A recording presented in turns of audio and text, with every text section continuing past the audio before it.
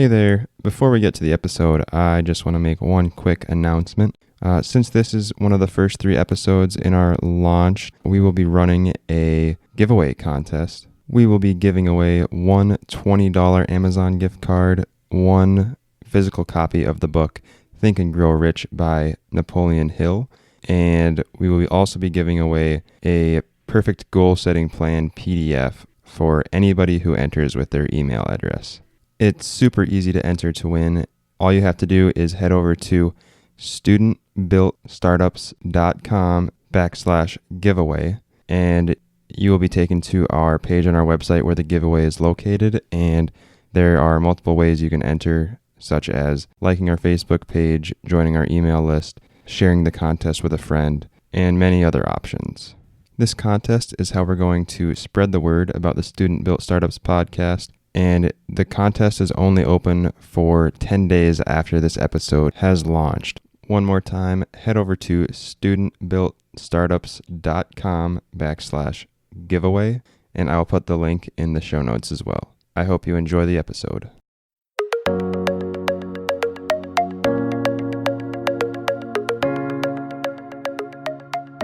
What's up, everyone? Welcome to the Student Built Startups podcast. This is our first episode here. Thank you for joining me. I'm your host, Cameron Stone. I'm a fellow entrepreneur and a marketing analytics student at the U of M Duluth. On this show, I'll be interviewing student entrepreneurs to share their stories and business strategies. Today's episode will be a little bit different since it's our introduction. I'll be sharing exactly what you can expect from the Student Built Startups podcast and a little bit about myself. Let's get rolling. All right. Well, I'm going to start this episode off by sharing a little bit about my story as a student and an entrepreneur. I'll start with my education. So I graduated from high school in Lakeville, Minnesota in 2017, and this is kind of where my entrepreneurial ideas started to arise. So the first kind of entrepreneurial business that I ever started was I tried making my own pre-workout and selling that to some of my friends in high school. So the story behind this is kind of funny. I called this pre-workout Arm Mageddon, 2 words, and I had 3 flavors. There was blue, orange, and red, which are not necessarily flavors, they're colors, but I didn't really think that through very well. And along with the weird name and the weird flavors, my basement at my parents' house looked like there was some sort of drug operation going on with all of the different powders and scales going on, and it would be kind of sketchy if you would have walked in on it and didn't know what was going on. But we'll jump into the next thing that I did as kind of an entrepreneurial thing. So also when I was in high school, I started buying and selling things on eBay, such as on Black Friday, I'd go out to the places where there was big sales and buy stuff at good prices and try to resell that on eBay and make a little bit of a profit. But what I learned is that there are a lot of fees with selling on a platform like eBay. At the time, they took like 10%, and PayPal took a cut out of it as well. And with those sort of fees and shipping, it was just really hard to make a profit on that. I did learn a little bit from that. It was kind of cool being able to learn how to list an item for sale on a platform and kind of understand that it's not as easy as it looks, I guess. All right, so now we're going to jump forward just a little bit down the road. When I started business school at the University of Minnesota Duluth in 2017, started there as just a business major and didn't really have an idea of what I wanted to major in at the school, and I just kind of started taking classes, trying to figure that out as I went. But as a sophomore, I started a clothing company called Alpine Apparel.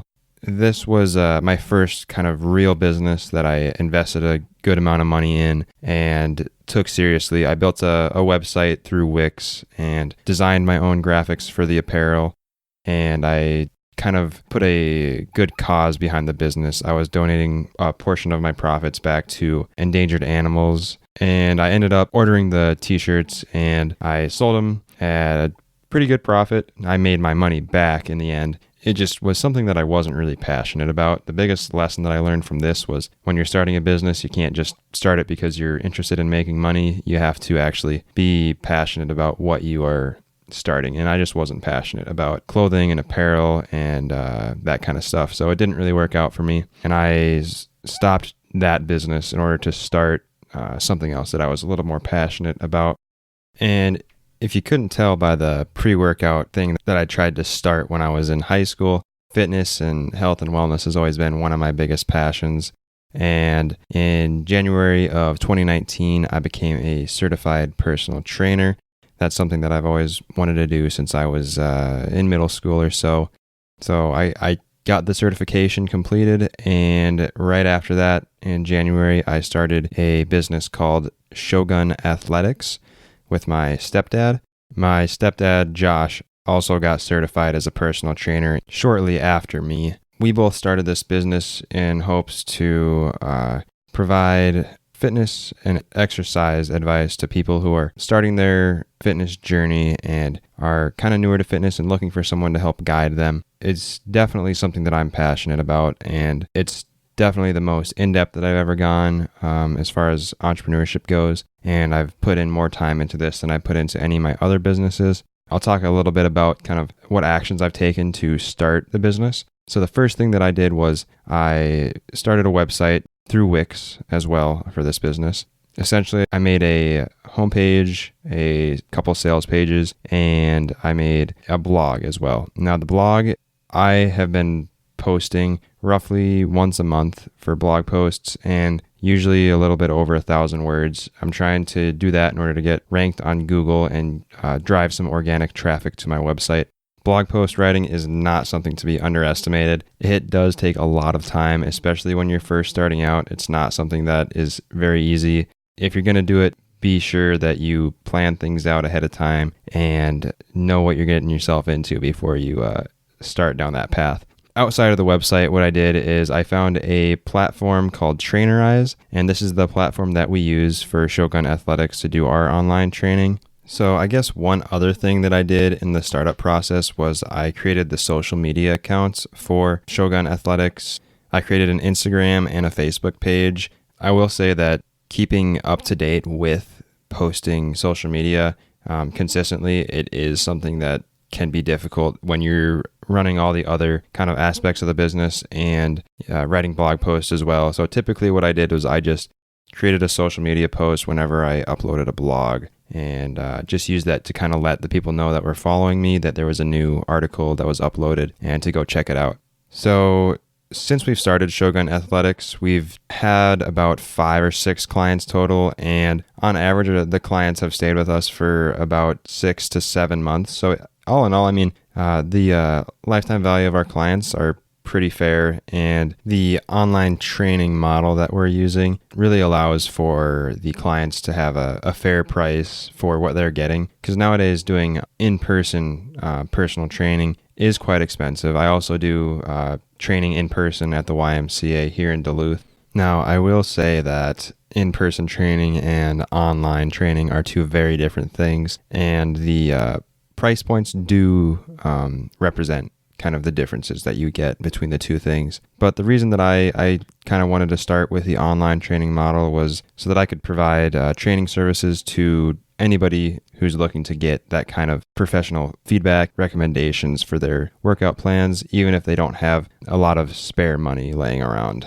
Now, that pretty much sums up all of my past entrepreneurial adventures. And if you are interested in some online personal training stuff, you can go to shogunathletics.com or just Google search Shogun Athletics. It should be the first website that pops up. So the last thing that I'm going to go over before I move on to kind of what to expect from this show in the future and kind of my reasons behind starting it is kind of my current education things that are going on. So last year, at the end of the year, I declared my major as a marketing analytics major with a double major in marketing and a MIS minor. So that's kind of what my education is looking like right now. And I do have a internship with Securian Financial this upcoming summer. I'll be doing digital analytics, so I'm really excited about that. I'm glad to have kind of that internship taken care of, and it's a lot of work trying to find an internship and going through all those application processes. And that's something that I want to have somebody come on the show and talk about a little bit in the future,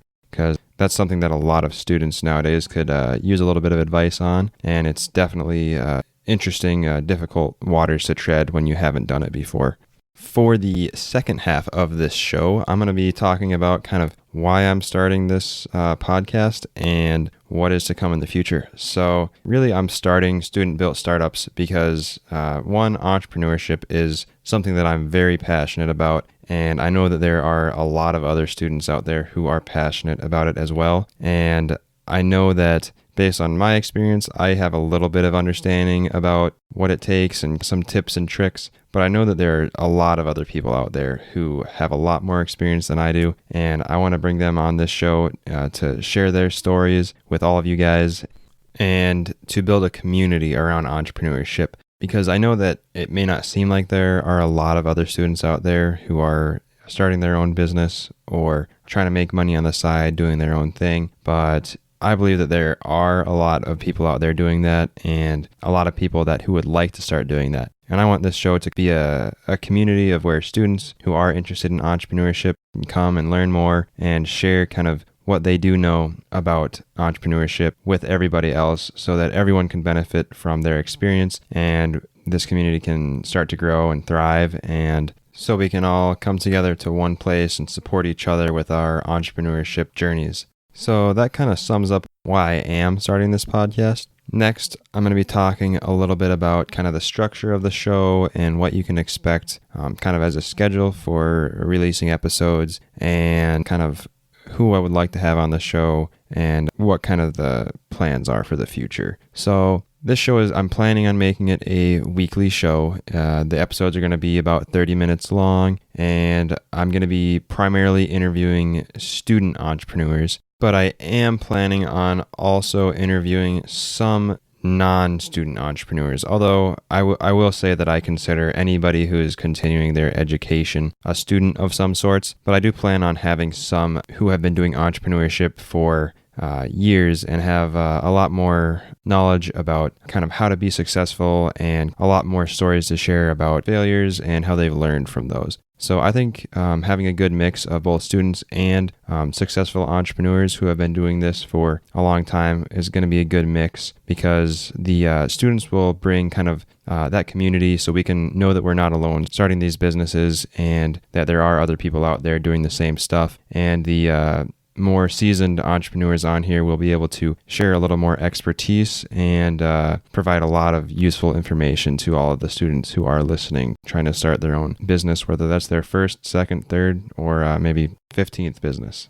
Along with interviewing students and some seasoned entrepreneurs, I might end up doing an episode once in a while to talk about kind of my journey with this podcast and how that's going, and to keep you guys all updated on kind of how things are going with what I have going on as well. So in the future, I plan on asking each one of my guests a specific set of 5 questions. I believe I'm going to call it the Fast 5 section. So I'll go over my answers to some of these questions as well. So the most valuable class that I have taken in college has been my Intro to Marketing Analytics course. This is kind of my core course for my program, and it has taught me a great deal of like analyzing data and how to build a story based on looking at just numbers. And it's also taught me a good bit about how to present data and that sort of stuff. So that's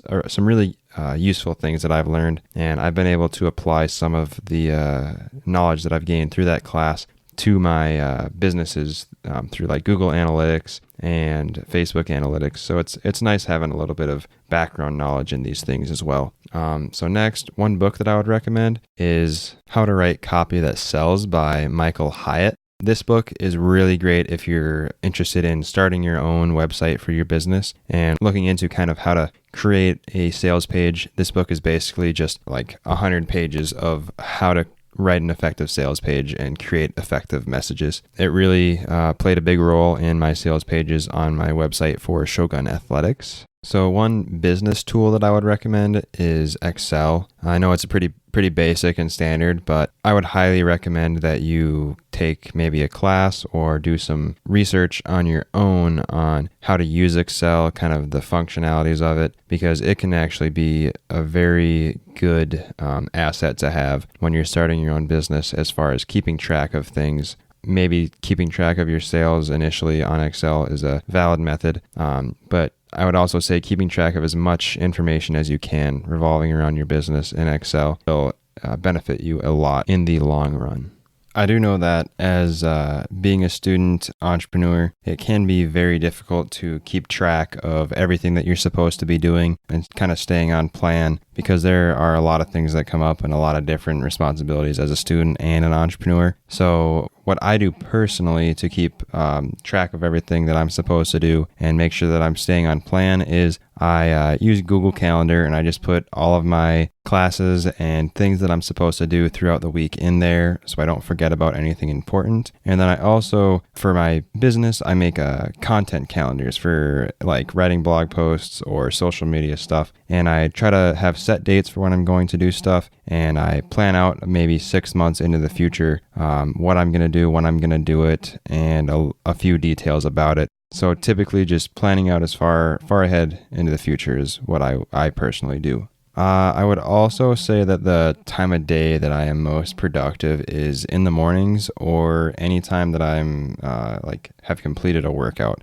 So those are my answers to the questions that I'll be asking some of my guests in the future. That pretty much sums it up for this episode. I'm really glad that I've been able to share my story with you guys and kind of what the plans are for this podcast in the future. For more information or to find some more content about student-built startups, you can head over to studentbuiltstartups.com. All of our content will be uploaded there, and you should go check it out. I just want to thank everyone for listening. I truly appreciate your support in this journey. It would mean the world to me if you guys would hit that subscribe button. If you're interested in hearing more amazing entrepreneurial stories and some really good tips and advice on starting your own business, really do hit that subscribe button. We'll have some great content coming out real soon. Thanks again, and I'll catch you on the next episode.